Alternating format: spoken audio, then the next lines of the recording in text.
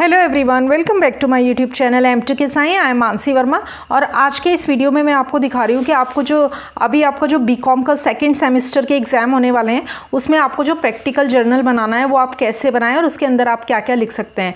The first and foremost thing is this कि इस type की जो प्रैक्टिकल जर्नल की जो फाइल है, जो कॉपी बोल सकते हो आप, इसे रजिस्टर या नोटबुक बोल सकते हो, ये आपको कॉलेज में ही मिलती है, कॉलेज से ही अवेलेबल होती है ये, तो आप कॉलेज से इसे परचेज़ कर सकते हैं। यहाँ पर कॉलेज का नाम दिया रहता है, जिस कॉलेज की ये बुकलेट रहती है उसका लोगो दिया रहता है वो। उसके बाद ये प्रैक्टिकल जर्नल है। उसके बाद इसको फिल कैसे करना है, यहाँ पर आपको आपकी एग्जामिनेशन सीट नंबर लिखनी होती है। उसके बाद स्टूडेंट को अपना नाम लिखना होता है। अगर अभी आपको अपनी सीट नंबर नहीं पता है तो आप इस स्पेस को ब्लैंक छोड़ दें। फिर आपको अपना नाम लिखना है, अपनी क्लास लिखनी है, जैसे कि अगर आपका बीकॉम का फर्स्ट ईयर है तो वो लिखना है, सेकेंड ईयर है तो वो लिखना है, बीकॉम का फाइनल ईयर है तो वो लिखना है। यहाँ पर सेक्शन आता है। उसके बाद एकेडमिक ईयर लिखना है। अभी 2022-23 एकेडमिक ईयर के एग्ज़ाम होने वाले हैं तो आपको वो ईयर लिखना है, जो भी एकेडमिक ईयर है वही आपको लिखना है। उसके बाद अभी सेकंड सेमेस्टर के एग्ज़ाम होने वाले हैं तो यहाँ पर आएगा सेमेस्टर 2, जो ये प्रिंटेड रहेगा उसके आगे सिर्फ आपको अपना सेमेस्टर का नंबर लिखना है कि फर्स्ट सेमेस्टर है या सेकंड सेमेस्टर है। उसके बाद आपको अपना सब्जेक्ट लिखना है। तो जो भी सब्जेक्ट टीचर आपको सजेस्ट करेगी कि इस सब्जेक्ट पे आपको प्रैक्टिकल जर्नल बनाना है, mostly it is made on accounts, ज़्यादातर अकाउंट्स का ही प्रैक्टिकल जर्नल बनाया जाता है। लेकिन जैसे कि ये फाइनेंशियल अकाउंटिंग का है, जैसे फाइनेंशियल अकाउंटिंग की ये आपकी बुक है, ये आपकी फर्स्ट ईयर बीकॉम की है, सेमेस्टर 1 की। सेम इसी तरीके से आपकी सेमेस्टर 2 की, दोनों सेमेस्टर की बुक्स अलग अलग आती हैं। ये आपकी जो है न्यू सिलेबस के अकॉर्डिंग है। बीकॉम फर्स्ट ईयर की है ये। तो फाइनेंशियल अकाउंटिंग का ये प्रोजेक्ट है जो इस जर्नल में दिखाया गया है। वैसे ही अगर आपको business mathematics and statistics 1 semester 1 की बुक है ये भी। इस तरीके से मतलब जो भी सब्जेक्ट आपकी टीचर चूज़ करेगी उस पर आपको करना है, उसी पे आपको ये प्रैक्टिकल जर्नल बनाना होता है। बाकी इंटरनल असेसमेंट बुक तो आपको हर सब्जेक्ट की भरनी होती है, लेकिन जर्नल किसी एक सब्जेक्ट का ही आपको बनाना होता है। And mostly it is made of accounts का ये ज़्यादातर बनाया जाता है। और ये आपका फर्स्ट पेज है, इसका मतलब इस बुकलेट का आउटर पेज है। उसके बाद अंदर से देखते हैं इसको हम कि अंदर से ये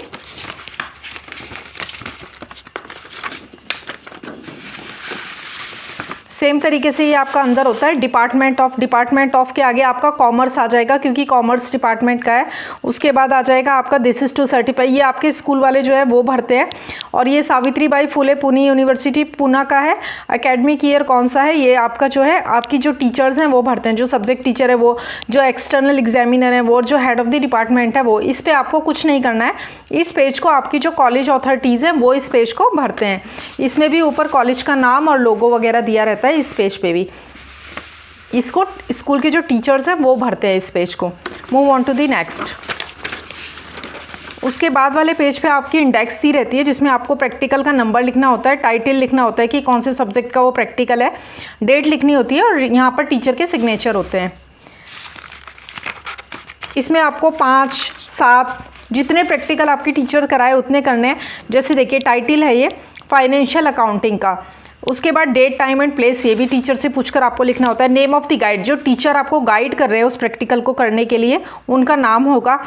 ऑब्जेक्ट ऑफ प्रैक्टिकल, मतलब जो प्रैक्टिकल आप किस पॉइंट ऑफ व्यू से कर रहे हैं। जैसे इसमें जो क्वेश्चन सॉल्व किया गया है उसमें हमें क्या missing out, to find out missing items, preparing memorandum accounts, इसमें मेमोरेंडम अकाउंट्स बनाए गए हैं।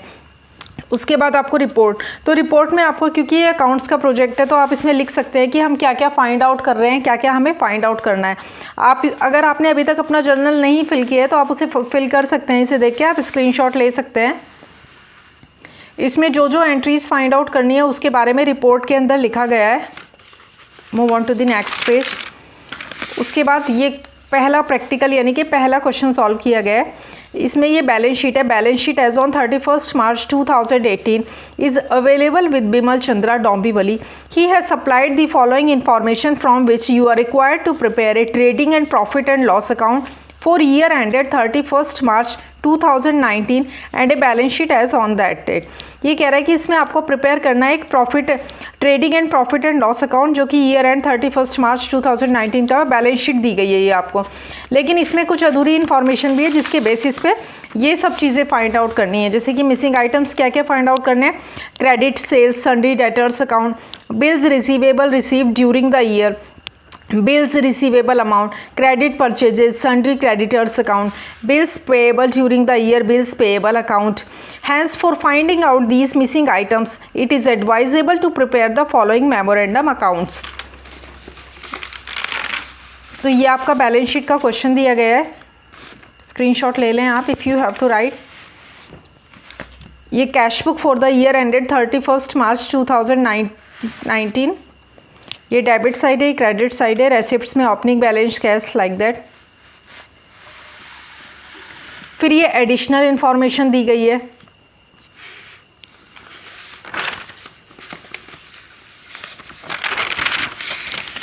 ये भी एडिशनल इंफॉर्मेशन का ही पार्ट है. और यहाँ से अब आपका सॉल्यूशन शुरू होता है. In the books of Bimal Chandra Dombivli memorandum, ये है बिल्स रिसीवेबल अकाउंट आपका, बिल्स रिसीवेबल अकाउंट. दूसरा है आपका मेमोरेंडम डेटर्स अकाउंट. आप स्क्रीनशॉट ले लें so that you can write easily. उसके बाद है आपका memorandum bills payable account.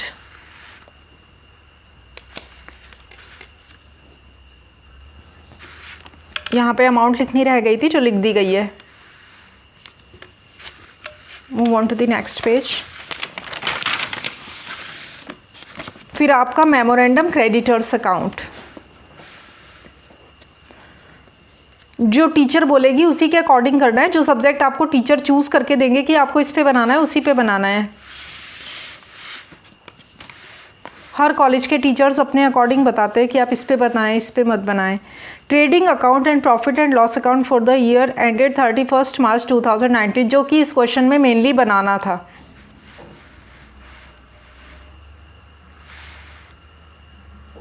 Next, last में balance sheet. Balance sheet as on 31 March 2019. यहाँ पे आपका ये क्वेश्चन कंप्लीट हो गया है. लास्ट में आपको इस वाले चैप्टर से रिलेटेड जो समरी है वो दी गई है. The single entry system of maintaining accounts is defective as it does not adhere to the basic concept of accounting with dual aspect. इस तरीके से इसके जो पॉइंट्स हैं वो दिए गए हैं.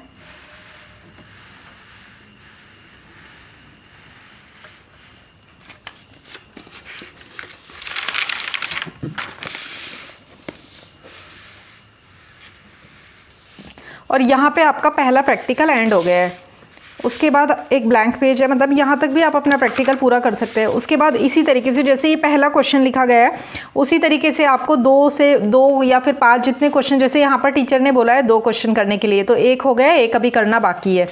इस तरीके से आपको हर, इसमें काफ़ी सारे प्रैक्टिकल्स दिए गए हैं. मतलब मिनिमम आपको 5 प्रैक्टिकल्स, 2 प्रैक्टिकल्स, जितने आपकी टीचर बोलती है उस अकॉर्डिंग करना है. फिर ये प्रैक्टिकल नंबर, मतलब जैसे जैसे आपका प्रैक्टिकल होता जाएगा, जैसे प्रैक्टिकल नंबर 3 है तो आप 3 लिखेंगे. यहाँ पे प्रैक्टिकल नंबर 2 होगा तो आप 2 लिखेंगे. 1 आपको दिखा दिया गया है. उसी तरीके से प्रैक्टिकल नंबर 4 है और लास्ट में प्रैक्टिकल नंबर 5 है. मिनिमम 2 और मैक्सिमम 5 तो आपको करने ही करने होते हैं. ये आप अपनी टीचर से पूछ सकते हैं कि कितना करना है. तो ये आपका कंप्लीट हो गया है. आपका जो जर्नल आपको बनाना है वो आपका कंप्लीट हो गया है. वीडियो अच्छा लगा हो तो इसे लाइक करें. इससे रिलेटेड कोई भी क्वेरी हो आपकी तो कमेंट बॉक्स में लिखिए. I will reply you as soon as it is possible.